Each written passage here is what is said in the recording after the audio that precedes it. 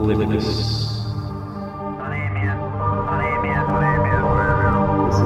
Oblivious. It is probably a fake. 35311155. Turn the video off right now!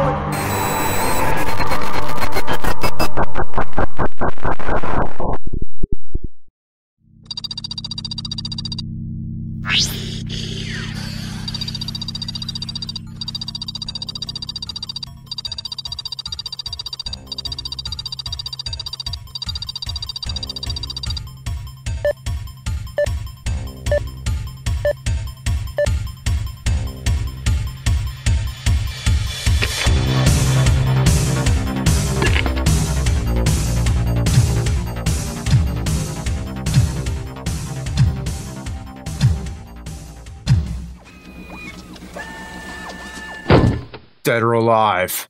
These games fucking suck. And of course, because they're based on a great movie. You know, RoboCop. RoboCop, the story of Detroit police officer Alex Murphy, who's brutally executed and revived as a superhuman cyborg. The original RoboCop is an ultra-violent sci-fi action film and was fucking awesome. It spawned 2 film sequels and even a shitty television series. So of course, there had to be video games, especially on the NES. But with Nintendo, it always seemed like they were censoring stuff to make it more family-friendly. So how did an R-rated franchise get made into an NES game? Come to think of it, it's amazing that so many R-rated movies got turned into NES games. Rambo, Die Hard, Platoon, Dirty Harry. Yeah, maybe we'll get to that one another time. So here we go, level 1, Nash Street. RoboCop's just walking down the street, punching everyone he sees, and they'll just run straight at him. If I saw a giant robot punching everyone in Detroit, I'd get as far away as possible. Oh, and that music. I hope you like the first 10 seconds of the RoboCop movie theme because it's all you hear for the entire game. It's kind of like a weird techno remix. So a few seconds into the game, you hit your first major obstacle. What is it? Motorcycle men? No. Rabid dogs? No. Purple jump-kicking guys? No. Flying machine guys? No. It's the stairs. These stairs are one of the most frustrating things in the game. It might as well be an enemy. Get on those fucking stairs! You have to be in the perfect spot or he just walks past them. He used them fine in the movie. It was Ed 209 that had the problem with the stairs. Also, RoboCop doesn't jump. Well, at least that means there's no shitty platforming. So after punching and shooting most of Detroit, you hit the first boss. A giant red mutant man wearing boots and no pants. You just punch him over and over. Yeah, punch him, punch him, punch him! Great police work there, Officer Murphy. After you beat the level, RoboCop flaps his gums at you. Blah, blah, blah, blah, blah. Why does RoboCop look like such an idiot? Blah, blah, blah, blah, blah, blah, blah, blah. Blah, blah, blah, blah, blah, blah, blah. In level 2, you have to save the mayor at City Hall. The red mutant man is in this level too, but now he's blue and he's just a normal enemy, not a boss. I guess he got a demotion after you kicked his ass. Fight your way upstairs to save the mayor. Just shoot the guy when the mayor ducks. Most of the time you'll end up shooting the mayor and not the bad guy. It requires perfect timing. After a few hits, the boss lets go of the mayor. Shoot him a few more times and he freaks out and flaps around dead. Now onto Clarence Boddicker's drug warehouse. When you finally reach him, he just runs away and sends a bunch of enemies to kill you, which are way smaller than everything else in the game. Now onto the OCP building. Besides the usual suicidal henchmen, you find red spider robots, ceiling lasers, giant farting gas guns, and good old Ed 209. And it's like the size of a T-Rex. It's huge. The junkyard level is a clusterfuck of bad guys. There's dudes everywhere trying to fuck you up. At the end is the final showdown with Clarence. This is so far the most annoying boss in the game. You have to dodge steel beams and Clarence's Cobra gun. But once you beat him, you arrest him? I thought RoboCop stabbed him in the throat. I guess they couldn't put that in an NES game meant for kids. Finally, on to level 6. You're back at OCP, which has a giant conveyor belt from the Jetsons in the beginning. You gotta punch your way through barrels and watch out for them flying machine guys, all while the ground moves you backwards. Oh, and you gotta hurry because there's no power-ups in this level. You gotta rush through the beginning, fight a bunch of robots, fight another giant fart gun, and get to Ed 209 as quickly as you can, or you'll run out of time. This part is a frustrating mess, but once it's over, Dick Jones gets fired and you shoot the fuck out of him. The credits music is just weird. It sounds like carnival music. Is RoboCop gonna celebrate at the fucking carnival tonight? Well, anyway, the game sucks, and I have to do my duty to protect the innocent from shitty games.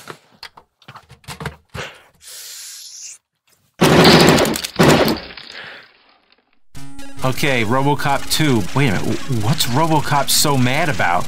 Oh my gosh, he's shooting all over the place!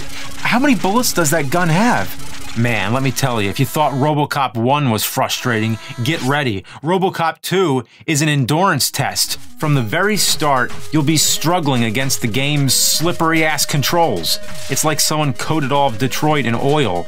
Or I guess they took Motor City a bit too literal. In each level, you have to arrest certain bad guys, save hostages, and collect brains. On top of that, you have to destroy 60% of the nuke. In the movie, nuke is the name of an addictive drug. Nuke is so bad, it's like shooting dart frog poison into your dick, only to have a venomous snake suck it out and then shoot it back into your eyeballs. This game barely follows the movie. It's an acid trip. It's a mishmash of colors and ridiculous platform jumping. Most of the enemies and hazards kill RoboCop in only one hit. Thankfully, there's infinite continues because otherwise you'll never beat it. RoboCop should be blasting drug dealers and robot machines, slamming into them with this black Ford Taurus, not making these delicately planned jumps like Mario or one of those assholes. Oh, look at this shit. Everything in the level kills you. There's platforms that move at the speed of light, and you gotta make sure to get enough hostages and nuke, or else you have to repeat it. On level 8, you fight Kane, and he looks just like the movie, wearing a top hat and shooting electric eels out of bazooka. After enough shots, you get to punch him to death. But make sure not to get hit. Your health drains here automatically, so if you're already damaged, you'll die. After you finally beat Kane, it's more platforming. I swear, every level is nothing but trial and error. Every time you make it an inch farther, something kills you. In this level, a weird rocket hits you, drags you through the entire level, and you die. Why not just kill me? You have to make me fly through the whole level too? God damn, this game just fucking hates me. Somehow, after hours of misery, I make it to the final boss, RoboCop 2. You're always facing forward and you just have to shoot the shit out of him. But guess what? You gotta kill him 3 times! 3 fucking times! The first time you just have to shoot him. He has a set pattern though. Once you learn it, it's lights out. He topples over and crashes through the floor below, and RoboCop follows it down. Oh yeah, I definitely prefer to read that instead of see it. So here we go, round 2. This time you can only shoot him in the legs. If you accidentally shoot his body, your bullets bounce back and hurt you. Again, learn the pattern and give him what's what. Okay, here we go. Final round. This is it. Oh, come on. Come on. Fuck you, RoboCop 2. Come on. Come on. Ah, yeah. Look at that beautiful end screen. Oh, I gotta say, it feels good to be done with this one. Well, that's RoboCop 2. Kind of follows the movie, but that's it for me. I'm done playing these games. I'm done. No more. Must play shitty games. I must continue. Somewhere there is a crime happening. And that crime is RoboCop 3. The worst movie of the bunch, and probably the worst game of the bunch, too. Well, actually, this music is pretty awesome. Yeah, listen to that. Yeah, but the start screen is pretty goofy. When the hell did the girl have a machine gun in the movie? I thought she just used computers. Oh, whatever, it doesn't matter. Let's just get into it. So the game is pretty much the same as the others. Walk through streets, shoot punks, and fight bosses. Visually, RoboCop 3 looks better than any of the others, but the gameplay, not too exciting. RoboCop moves as slow as shit coming out of a goose's asshole, and his bullets move even slower. Oh, and don't you love how the enemy bullets fly across the screen while RoboCops just crawl? In between levels, you have to repair damage to RoboCop. Yeah, just listen to that music.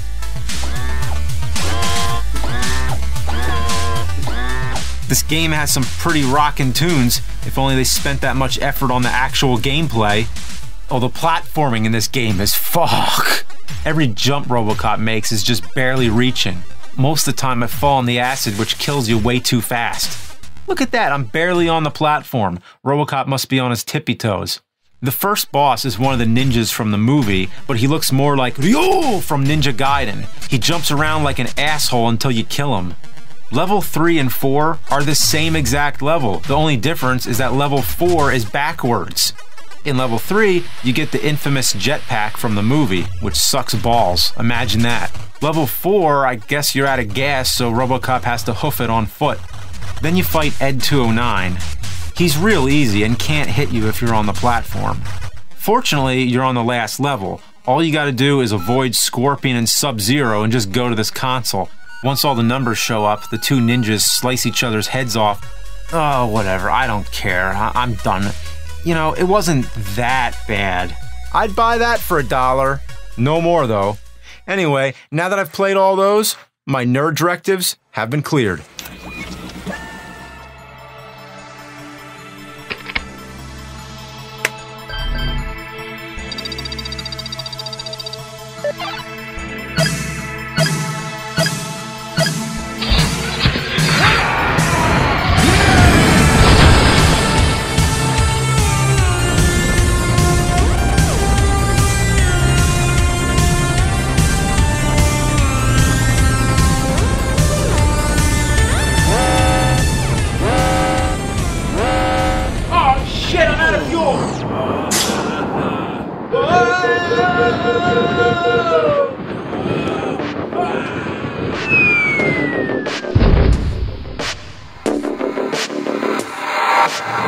Just a heads up for fans of physical media who want to collect Angry Video Game Nerd episodes on Blu-ray, we now have 4 volumes on Blu-ray containing 147 episodes up to Game Boy accessories.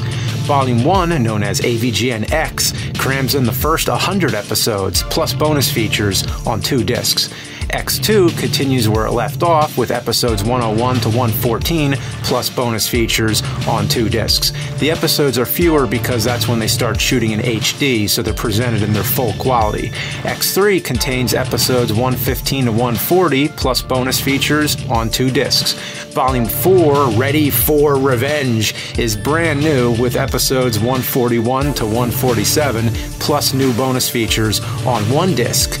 Also, there's AVGN The Movie Blu-ray in surround sound with over 10 hours of bonus features, all on 1 disc, which I had no idea was even possible. There's also James and Mike Monday's Blu-ray with 20 select episodes on 1 disc, and Board James The Complete Series on Blu-ray plus bonus features on 1 disc. Also, if you're looking for the DVD format, we still have the first 9 DVD volumes of AVGN, which goes up to episode 139. These are all region-free and shipped worldwide. Go to store.screenwavemedia.com.